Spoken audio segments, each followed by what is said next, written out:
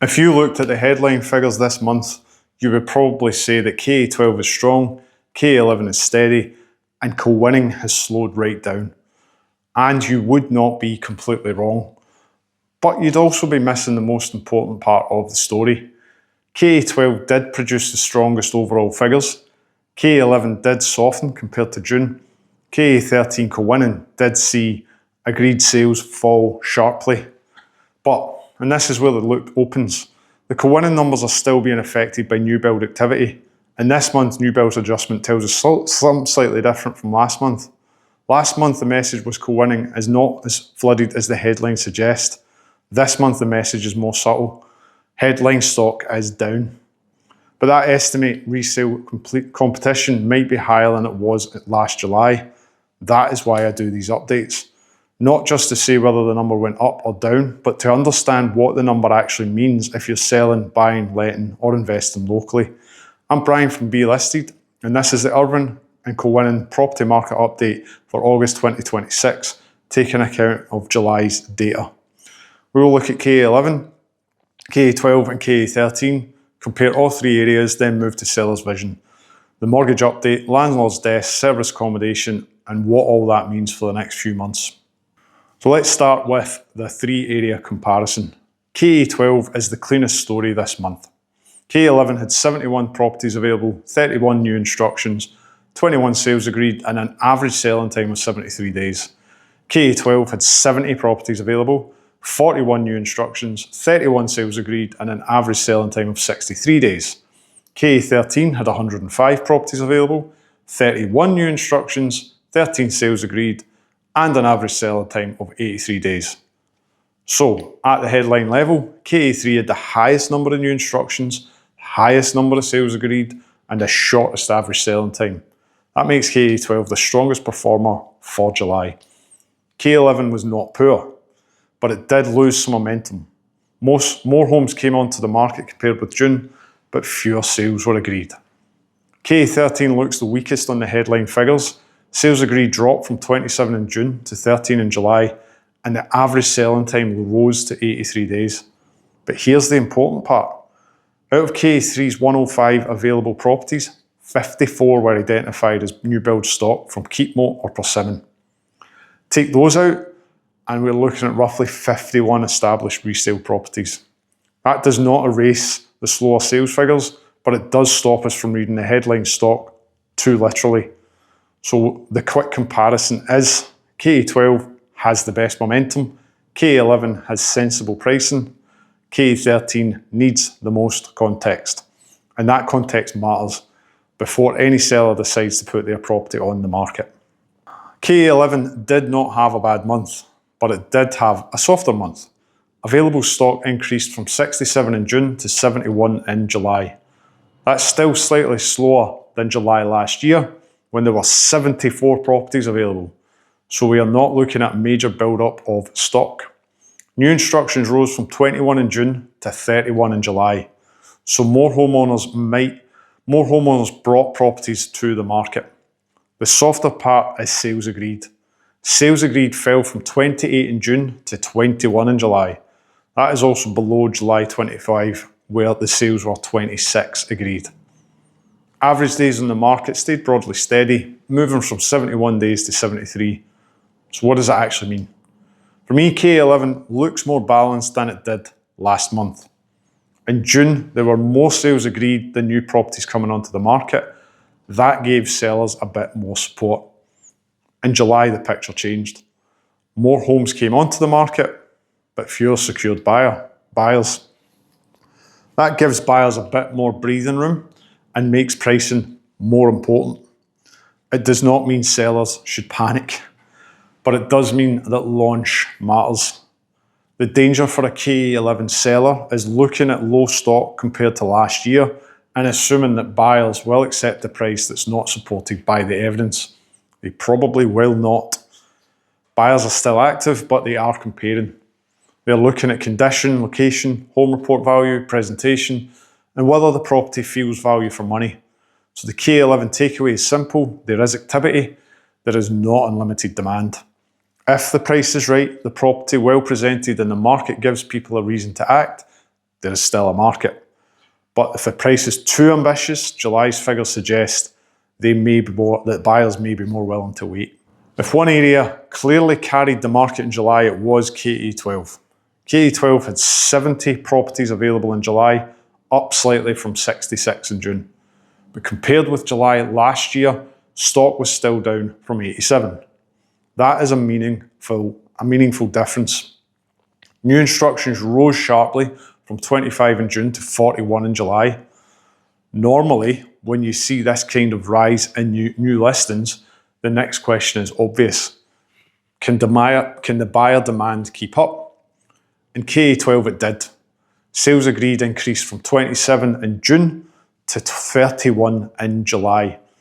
That means that more properties came onto the market, but more properties also secured buyers.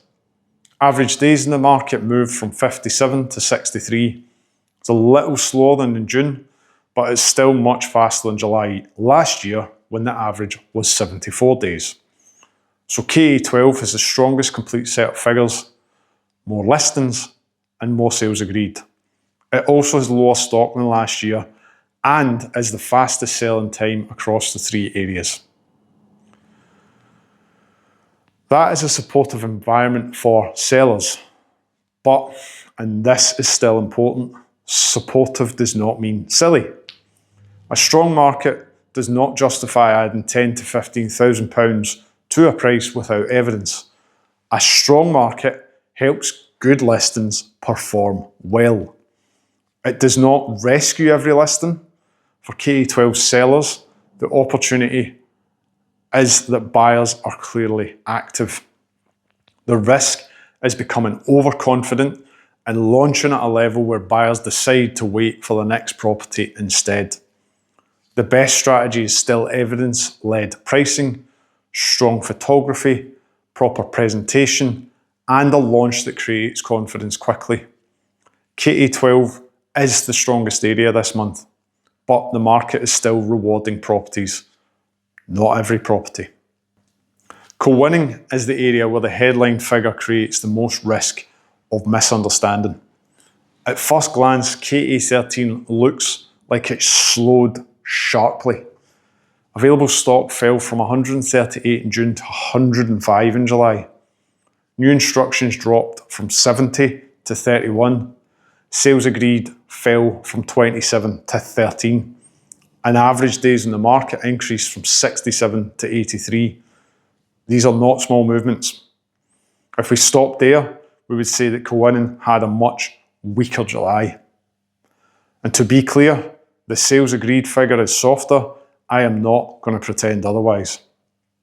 But the stock position needs more work. In July 2026, 54 of the 105 available KA13 properties were identified as new build stock from either Keepmoat or Persimmon. That leaves roughly 51 established resale properties. Now compare that number with July 2025. Last year, KA13 had 115 available properties, but 77 of those were identified as new build stock from Keepmoat, Persimmon and Taylor Wimpey. That left roughly 38 resale properties. So the headline stock figure lower this year than last year, but estimated resale stock appears higher. That is the look we opened at the start. Kilwinning's headline market looks smaller than last year, but the established resale market may actually have more competition than it did a year ago. That's why sellers cannot rely on the top line number. If you own an established home in KA13, your question is not how many properties are there available in Kilwinning. Your question should be how many properties are genuinely competing with mine.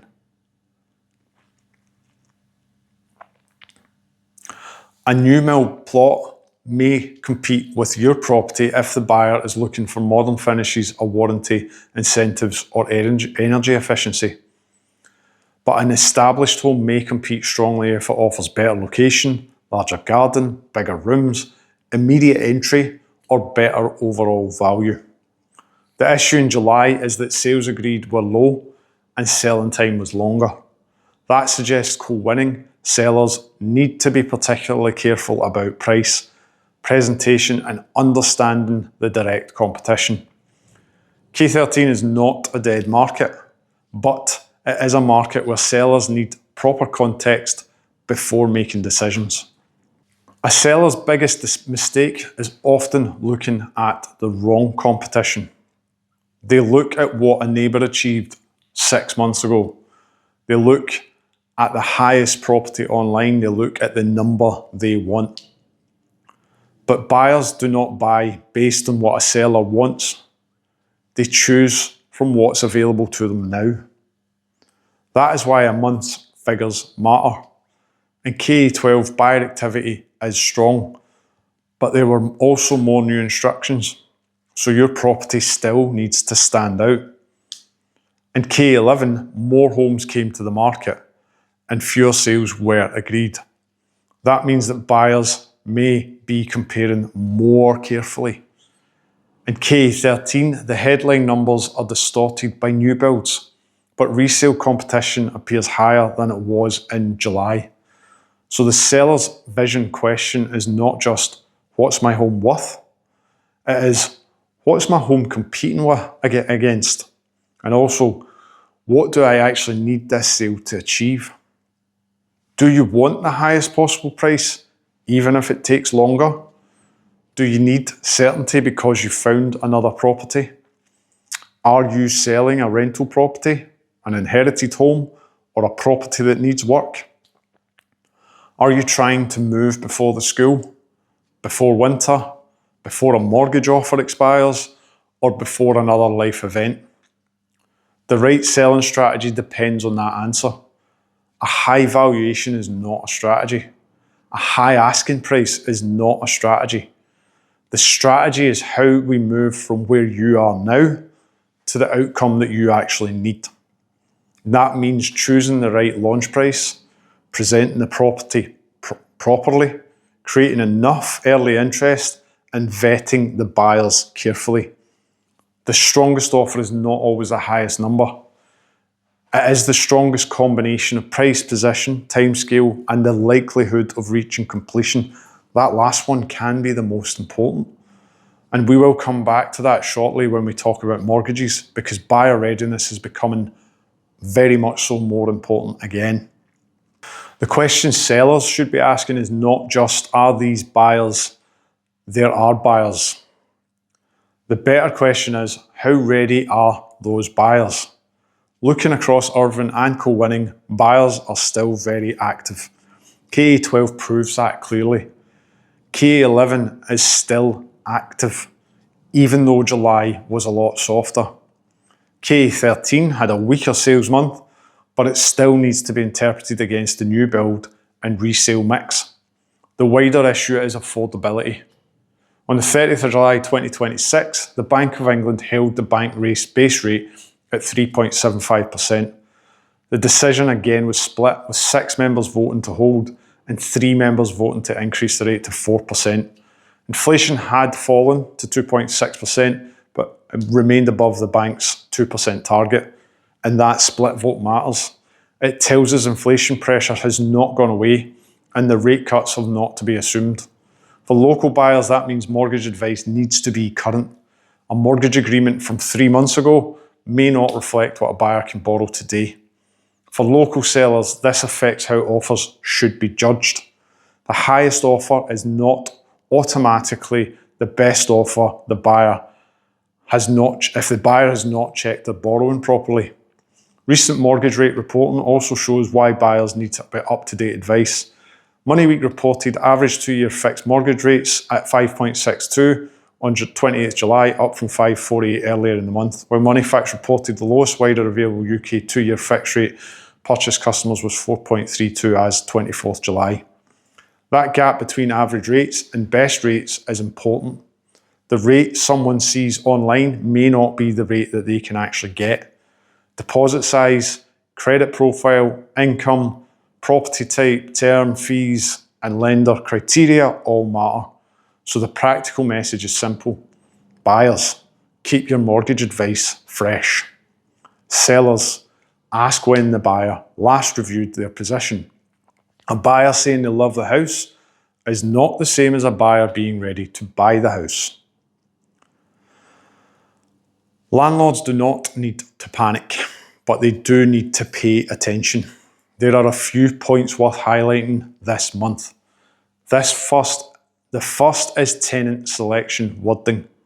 Since 1st of May 26, landlords and letting agents of Scotland cannot apply blanket exclusions simply because the applicant receives benefits or has children. Affordability and suitability checks can still be carried out, but applicants must be assessed fairly. So wording such as no benefits or no children should not be used as a blanket filter. The second is rent control preparation. Local authorities are now involved in assessing rent conditions, with first reports due on 31st of May 2027. Now that does not mean that North Ayrshire is currently a rent control area. It means that landlords should keep better records, rent levels, tenancy dates, rent reviews, improvements, maintenance and costs. The third point is what is coming on 6 October 2026. It's getting closer. Scottish Government guidance states that changes coming into force include succession rights, reducing from 12 months to 6 months, increased wrongful termination payments, and new duties in tackling damp and mould. The damp and mould point is particularly important. From the 6th October, landlords must investigate reports of damp and mould and start any necessary repairs within set timescales. So if a tenant reports an issue, the response needs to be recorded properly and dealt with promptly. The fourth point is serviced accommodation. Short-term let licensing remains mandatory across Scotland. Scottish Government guidance states that the licensing scheme is mandatory for all short-term let accommodation, and by law, every short-term let must comply with mandatory licensing conditions. For landlords considering serviced accommodation, the important point is not simply the nightly rate. The question is the net return after licensing, furnishing, utilities, cleaning, management, platform fees, guest turnover, maintenance, insurance, and void periods. It's a long list. The standard tenancy may produce a lower headline monthly rent, but a more stable long-term position and a lot less for everybody to do. Serviced accommodation can work very well in the right property and, more importantly, the right location, but it needs to be treated like an operating business, not just a higher rent tenancy. So for landlords this month, the message is review tenant selection wording, keep better records, prepare for the October changes. And if you are considering serviced accommodation, test the full cost base before making the jump. So what is the real verdict this month? It's not one simple market. It is 3 slightly different markets. KA12 has the cleanest momentum. More listings came on, more sales were agreed, and the selling times remained faster than last year. KA11 is steady, but much softer than June. There is still activity, but buyers appear to have a little more choice, and the sellers need to be realistic. KA13 is the most complicated. Headline sales agreed are down, selling times are longer, and the resale market may have more competition than it did in last July, even though the overall available stock number is lower. That is why the local context matters. For sellers, the key message is that buyers are still there, but they are selective. Price matters, presentation matters, the buyer's position matters, and the direct competition matters. For buyers, preparation matters. If the right property appears, current mortgage advice and a clear buyer position can make all the difference. For landlords, the environment keeps changing. Compliance, records, repairs, rent evidence, and licensing all matter more than they used to. And for investors, especially anyone looking at serviced accommodation, the numbers need to be tested properly rather than relying on the headline nightly rate of a local property. You can read the full Irvine and Kilwinning property market update on the B Listed website. If you are thinking about letting, selling, investing, or exploring serviced accommodation in Irvine, Kilwinning, or the surrounding Ayrshire areas, I'm happy to give you a straightforward view on your options. You do not need to be ready to act immediately. Sometimes the best advice comes 6 or 12 months before the property reaches the market. I'm Brian from Be Listed. Thank you for watching and subscribe to the channel for the next Irvine and Kilwinning property market update.